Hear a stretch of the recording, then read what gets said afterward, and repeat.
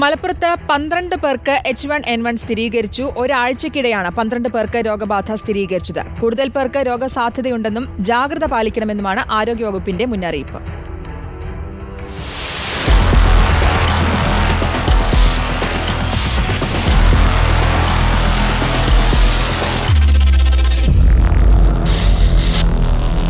മലപ്പുറത്ത് ഈ വർഷം 30 പേർക്കാണ് H1N1 രോഗബാധ സ്ഥിരീകരിച്ചത്.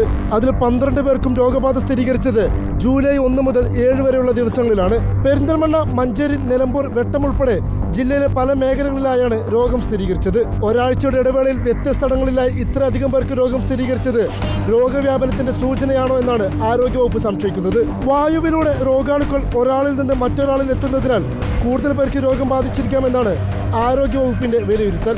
ആശങ്ക വേണ്ടെങ്കിലും കടുത്ത ജാഗ്രത വേണമെന്നാണ് ആരോഗ്യവകുപ്പ് നൽകുന്ന മുന്നറിയിപ്പും.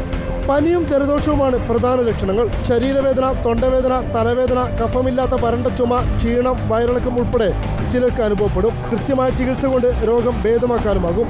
എന്നാൽ അസുഖം ഗുരുതരമായാൽ ശ്വാസകോശത്തെയും തലച്ചോറിനെയും ബാധിക്കും. രോഗികൾ, വയോധികർ, ഗർഭിണികൾ, കുട്ടികൾ എന്നിവർ കൂടുതൽ ജാഗ്രത പാലിക്കണമെന്നാണ് ആരോഗ്യവകുപ്പ് നൽകുന്ന മുന്നറിയിപ്പ്. റിപ്പോർട്ടർ, മലപ്പുറം.